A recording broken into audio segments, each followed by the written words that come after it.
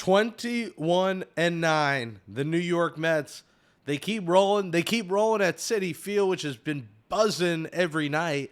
35,000 there on Tuesday. It's considered a bad crowd. 35,000. This is a team that had weekdays have 18,000 people, 23,000 people, 35 on a bad night.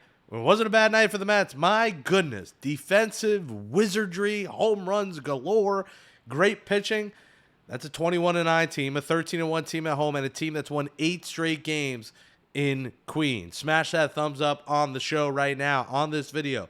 You are watching Mets Daily. We come to you daily, talking all New York Mets, and I'm your host, Jake Brown, at Jake Brown Radio on social media. In NYC for a few more hours, then it's back to the Philly area. Unfortunately, won't be at the game tonight, but fun Knicks game last night. Brutal loss. Frustrating, but hopefully they can beat them in Detroit on Thursday, and hopefully the Mets can keep beating the Diamondbacks this week. I mean, listen, if Starling Marte comes to life here, and if Starling Marte's hitting the home runs, I mean, the league's just got to watch out. Marte is arguably the worst hitter in this lineup, and he hit a home run. Alonso hit a bomb. Lindor hit a home run. And then how about that inning with 3 defensive mastermind plays? The Vientos dive off his glove into Lindor's glove for the out. The Tyrone Taylor Catch of the Year candidate. And I know I tweeted that and everyone said, no, Dalton Varsho just topped him. Varsho's catch was great, but let's be real. Varsho threw, he fell over. He didn't throw over. He fell over and he was left to, make a ridiculous catch from his butt. Where Tyrone Taylor went full extension dot. I like Taylor's play better. I think Varsho's was just accidental catch. Taylor's catch was amazing. And then Lindor. I mean, when Lindor, I think, was a little distracted early on, the weather, the baby, everything happening. He's in his element right now. Luis Angel Acuna. If you've been watching this show, I have been on the Acuna Matata train since the entire offseason. Everyone called him a singles hitter. The ball doesn't get in the air enough. Just get on base. Just get me hits. Everyone said he couldn't get on base. Well, if he gets you hits, he's getting on base. Luis Angel Acuna is now betting 300. He scored 2 runs yesterday. Watching him on extra base hit score from first is glorious. The only worry is when he slides in a second or third that he overslides the base sometimes. But, man, he is unbelievable on the base pass. And the Mets lose Jose Siri for a few months, who also was electric on the base pass. But Acuna's just natural speed is a joy to watch. He stole a base. He scored 2. He had 2 hits. He's hitting 300. He's playing great defense. I think the Mets, Mendoza, the organization have seen this guy's got to be in the lineup every day, and I think you're seeing him now in that lineup every day. And, the Soto conversation, or Yankee fans putting out the clip of him making the diving attempt and it dropping, which felt weird last night considering the Mets were getting everything. Defense was insane.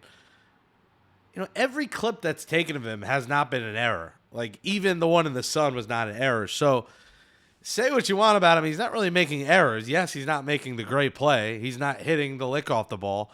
But the Mets are 21-9, and this start is, really historic for this team. They're putting up historic numbers left and right. And today will end April. The Mets will look to be 22-9, but this is the best Mets 30-game start since 2006. 21-9 in 06. 72, they were 23-7. They didn't make the playoffs. 86, 22-8. We know what happened that year. 88, 22-8. We know what happened that year. 2006, 21-9. They were, a Beltran hit from the World Series. So, 4 out of the 5 years of great starts have led to the Mets either making the World Series or coming very close to making the World Series. So I know a lot of people want to say it's early. I'll check at the deadline. I'll check at the All-Star break, Memorial Day. These kind of hot starts equal a team that is destined for a really, really good season. So you just got to buck up and enjoy the ride. And unfortunately, part of that ride, or the full ride, is going to be without A.J. Minter. A.J. Minter is considering season-ending surgery to repair his left lat. Tough loss. This is a guy that the Mets signed to a 2-year, $22 million deal. They were expecting to be a lockdown reliever, a setup man for Edwin Diaz, and now he's likely done for the year. And, thank God they signed Brooks Raley. Again, you got to wait till June, maybe July for Brooks Raley. That timing made sense. It's almost like they saw it coming, but brutal, brutal loss for the Mets bullpen. And the bullpen's been great. They've been getting overworked. Peterson went 5 last night. Terrific job by Herger. We talked about him. Herget, in his Mets debut. Terrific job by Budo, 2 innings. Herget gave up a few runs, but again, big leads. You live with those late inning garbage time runs. And Budo had a nice rebound outing. But the Mets, at some point, may have to consider reinforcements or consider at the deadline going out and getting a reliever. But that's, you feel for A.J. Minter, man. This guy was just cooking as part of just an elite Mets bullpen. So, tough to see that. A guy who's going to come out of the bullpen tonight against the Diamondbacks is Brandon Waddell. He'll make his Mets debut tonight. We talked about him yesterday. He will debut. Huascar Brosbon's going to start the game, but Waddell will come in relief for the Mets. And, he's a lefty. We'll see if he sticks. He put good numbers up in Milwaukee. He is a lefty. The Mets only have, one lefty in Peterson right now in that rotation. You got one lefty in the bullpen now with Danny Young with Minter out. Can Waddell stick? I'm curious to see how he does. Hagenman came in out of the bullpen. His Mets debut was great. If Waddell, leaves an impression, could he end up making this team beyond this? Does he replace Herget? We'll see. I think they could use a lefty, and maybe this is that diamond in the rough find. The Mets are going to have to get one of these diamond in the rough finds for A.J. Minter here, because the bullpen is very important for this team if guys are only going 5 or 6. But good signs from these guys coming in and filling the voids. Guys have been coming in and saying, hey, I got this. Don't worry, David. Don't worry, Carlos. I got this. And finally, RIP to Seymour Wiener. Remember the story of Seymour Wiener last year? It took over the world. The Mets did Dollar Wiener night. It was Dollar Dog night. Seymour Wiener, rest in peace. What a life he lived. And maybe the Mets will have Seymour Wiener patches. They got the Ed Kranepool patch. Maybe they have a Seymour Wiener patch. So win for Kranepool, win for Wiener. That is obviously the immature-ish saying, but win for Wiener. Win for Wiener. Mets, Diamondbacks tonight. Like I said, Brosbon starts. Waddell comes in against Corbin Burns. And Corbin Burns is a guy that we talked about in the offseason, the Mets potentially trying to go out and sign. So far, he's been okay, but this is why kind of Stern stays away from these monster contracts, because you just don't know. 5 starts, 4.05 ERA so far, but the Mets are making it work with these fringe starting options.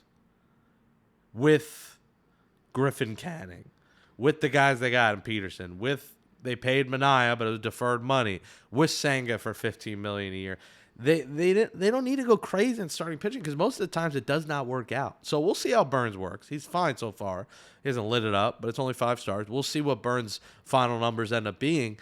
But, sometimes it works not paying master big money for these starting pitchers. And we'll find out if Burns is going to be worth that investment that the Diamondbacks gave him. But, the Mets dominating the Diamondbacks. I don't want to hear about the schedule, please. Diamondbacks, I know their record is just over 500. They're a very good team. And the Mets are just playing good baseball no matter who's in front of them. And, maybe I'll be proving wrong. Maybe they'll get swept by the Cubs and people say, see, they played a good team and lost. I'm sure if they lose a series to the Dodgers at the end of the month, people are going to say, see, they can't beat the good teams. It feels like Mets against the world right now. We know New York or nowhere. It is New York or nowhere. It's Mets against the world. New York or nowhere. This team is legit. Enjoy the ride. It's fun to watch. It's defensive wizardry. It's Keith Hernandez talking about, signing, his bazooka, his behind on an autographed card. Every night there's a story, and can't wait to keep you on this ride with us here on Mets Daily. Subscribe to Mets Daily. Comment below. What do you think about the boys? They're buzzing at home. Let me know. We'll likely have a guest on the show tomorrow. Thank you so much for watching. Smash that thumbs up. Share the Mets Daily channel. Follow at Mets Daily Show on Twitter. Follow me at Jake Brown Radio on Twitter, Instagram, TikTok. And thanks for watching, everybody. Let's go, Mets. We'll talk to you tomorrow right here on Mets Daily when we enter the month of May.